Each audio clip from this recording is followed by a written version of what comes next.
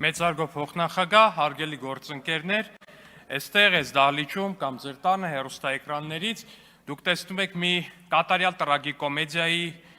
ավարտը, որպես այդպիսի։ Սրանից 5 տարի առաջ փողոցներում կրելու ենք այսպիսի տոնով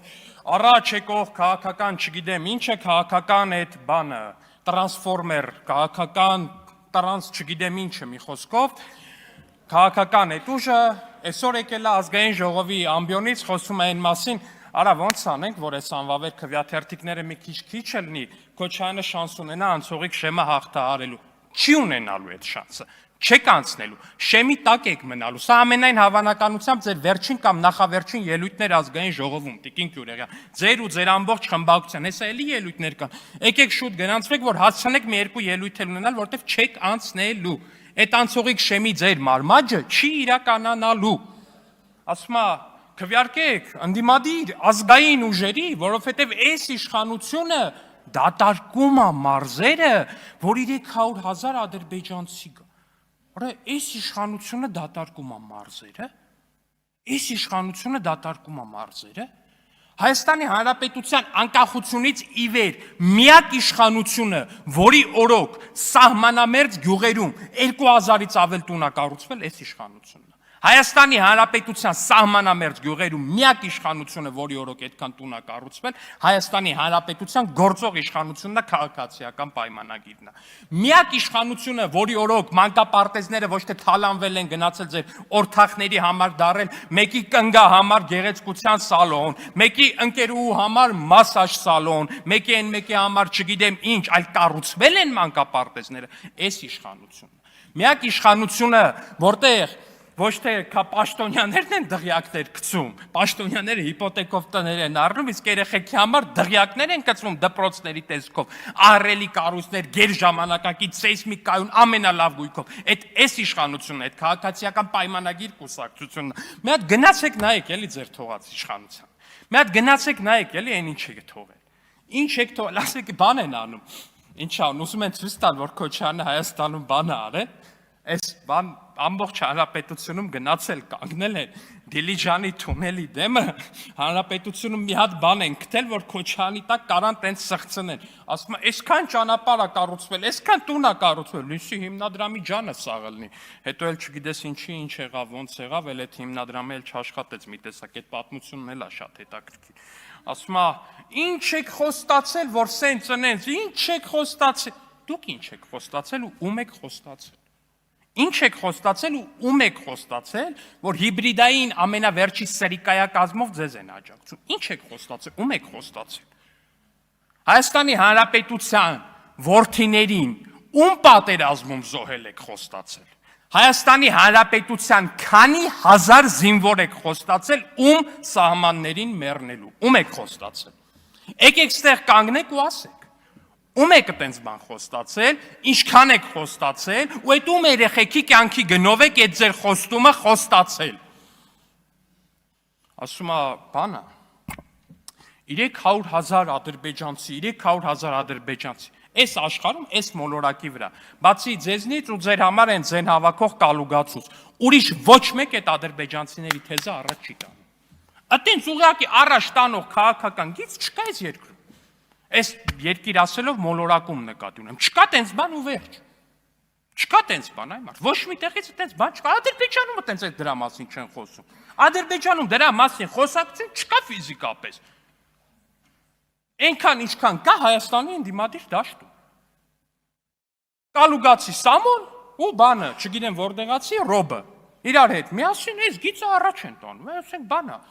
դուք առհասարակ այդ բանն եք, այդ գծի ջատագովներն եք, հասկանում եմ, որ շատ եք ուզում, բայց չէ, ասում եմ, սպասիբը, նո նյետ,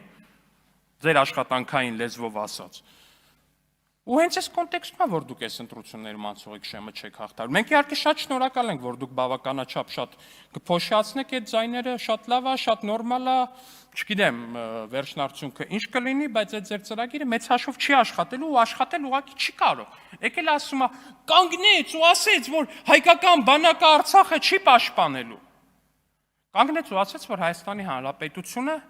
այդ պատերազմի մեջ չի մտնելու։ ու լավ արեց, որ ասեց։ Լավ արեց, որ ասեց, որ Հայաստանի Հանրապետության Գեղարքունիքի, Կոտայքի, Տավուշի, Լոռու, Երևանի, Արմավիրի, Արագածոտնի, Սյունիքի 18 տարեկան տղերքը չեն գնալու զոհվեն նրա համար, ինչա թե դուք Ղարաբաղում կլանային իշխանափոխություն եք արել, այնտեղ բան եք արել, ձեզ դրել եք չգիտեմ ինչտեղ, մենք բանակցող չենք, մենք էս չենք, մենք վեհ ենք, մենք ազգային ենք, ու այդ ձեր ինչ որ ֆիքս տուլության կամ չգիտեմ ինչի համար այդ 18 տարեկան տղերքը չեն գնացել պատասխան տալու։ Լավ արել հայտարարելա, ստորագրում եմ այդ հայտարարության տակ։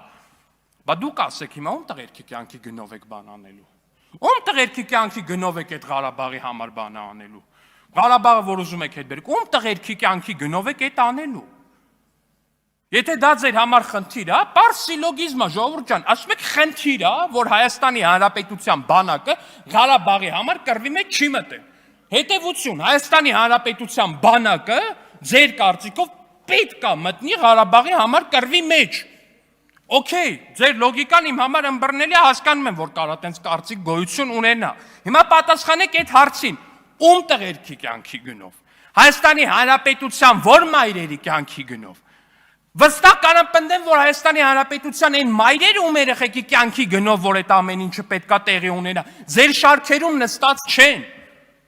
Ավելին, ձեր այդ օլիգարխների դղյակներում էլ նստած չեն։ Ավելին ասեմ, դաժե ձեր միտինգներին չեն գալի։ Այն մայրեր ու որդիների կյանքի գնով, որ այդ ամեն ինչը փորձելու եք անեք։ Իրանք այդտեղ չեն։ Իրանք Հայաստանի Հանրապետության քաղաքացիներ են, Հայաստանի Հանրապետության գյուղերում են բնակվում, քաղաքներում են բնակվում, տարբեր տեղեր են բնակվում, բայց ձեր այդ օլիգարխիկ, օլիգոֆրենիկ կլանի անդամներ չեն։ Բա այդ ո՞նց է, բա տենց բան ենք անելու, Ղարաբաղը հետ բերենք, կանգնեց լկտիաբար հակազգային ձևով ասենց բան հայտարարեց։ Այդ ո՞նց է ստացվում, արա, որ ձեր առաջնորդի թոռները Ամերիկայում են ծնվում։ Ո՞նց է տենց ստացվում։ Ո՞նց է տենց ստացվում, էլի։ Ո՞նց է տենց ստացվում, ես այդ հարցի պատասխանն եմ ուզում իմանամ։ Խի, բա որ վաղը մյուսօր ինչի համար, Ժողովուրդ ջան, մի պարզ բանի համար, որ վաղը մյուսօր էլի ձեր երեխեքին տանեն ու փորձեն զոհեն իրանց նպատակների համար։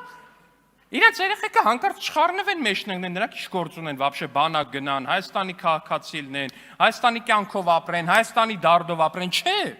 չէ։